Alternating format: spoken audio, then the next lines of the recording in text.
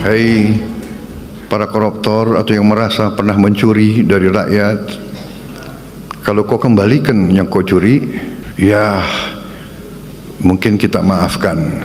Perasaan ketidakpuasan di masyarakat, ya.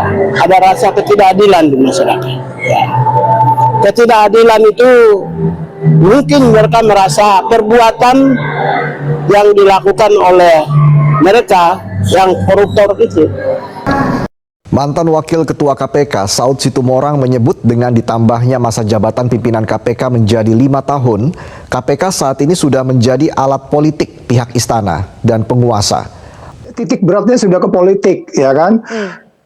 Dari awal pun kegagalan di Undang-Undang 19 itu kan sudah terlihat memang arahnya di bawah penguasa gitu. Sahabat Indonesia, akhir tahun 2024 sampai ke awal tahun 2025, wacana-wacana tentang korupsi itu lumayan banyak dan ada di level tertinggi karena menyangkut misalnya pernyataan Presiden Prabowo Subianto yang katanya ingin memaafkan koruptor jika mengembalikan dana yang ia korupsi. Lalu kemudian mantan Presiden ke-7 Republik Indonesia Joko Widodo masuk sebagai finalis orang terkorup dunia seperti yang dilaporkan oleh OCCRP. Kemudian di akhir tahun 2024 juga diwarnai dengan korupsi 300 triliun yang melibatkan Harvey Muiz yang pada akhirnya dijatuhi hukuman 6,5 tahun atau 6,5 tahun. Kemudian di sisi lain juga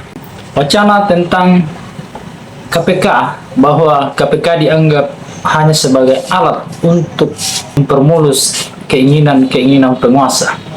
Itulah semua yang akan saya bahas dalam video ini. Mari kita mulai.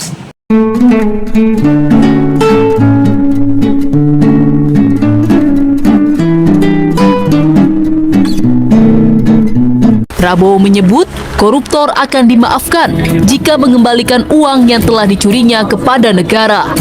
Hai para koruptor atau yang merasa pernah mencuri dari rakyat, kalau kau kembalikan yang kau curi, ya mungkin kita maafkan. Tapi kembalikan dong. Nanti kita beri kesempatan cara mengembalikannya, bisa diam-diam supaya nggak ketahuan. Mengembalikan loh ya, tapi kembalikan. Nah, kita memulai dari Presiden Prabowo Subianto yang mengatakan bahwa ketika para koruptor itu bisa mengembalikan uang, mau mengembalikan uang yang korupsi, maka bisa saja, mungkin saja dia akan diampuni, karena ini juga sesuai dengan petunjuk dalam agama Islam bahwa ketika orang sudah bertobat ya bisa dimaafkan. Tetapi pada pandangan lain, orang tidak berpendapat demikian, bahwa siapapun sebenarnya yang melakukan korupsi maka ya harus dihukum, karena kalau seperti itu kondisinya, kalau mau mengembalikan bisa diampuni, maka akan semakin banyak orang berani melakukan korupsi, karena mereka akan berspekulasi, kalau saya ketahuan akan saya kembalikan, tetapi kalau tidak ketahuan maka ya akan beruntunglah saya karena saya melakukan korupsi. Ada macam perasaan ketidakpuasan di masyarakat, ya. Ada rasa ketidakadilan di masyarakat, ya. Ketidakadilan itu mungkin mereka merasa perbuatan yang dilakukan oleh mereka yang koruptor itu tidak setimpal dengan hukuman yang diterima oleh mereka. Kami menghormati proses peradilan yang berlangsung dan para hakim yang memutuskan. Tentu kami menghormati ya independensi dan integritas mereka. Tapi kami tidak bisa tinggal diam begitu saja, bahwa ada keprihatinan yang kita harus mengungkapkan. Oh silakan, nggak apa-apa. Nggak apa-apa. Udah kasihan.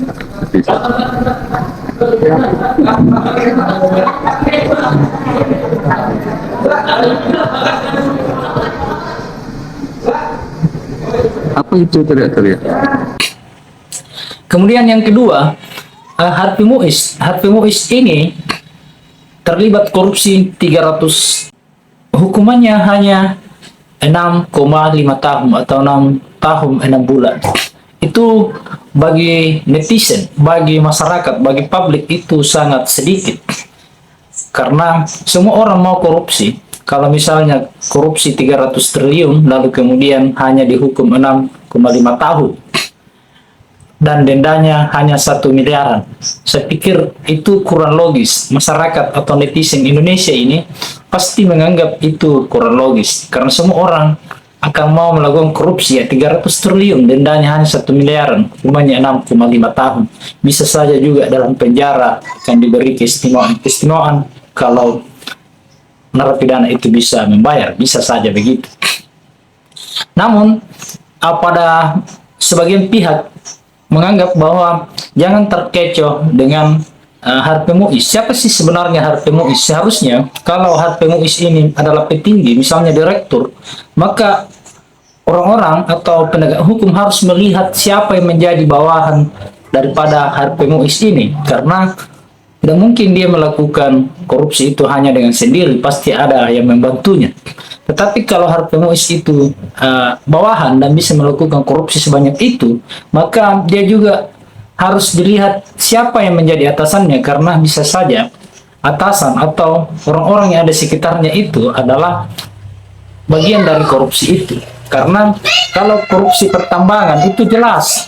Mengapa korupsi tambang itu jelas? Karena ya ada mobilnya, ada mobil eskavator, ada mobil tongkang, atau mobil sejenisnya yang ada di sana.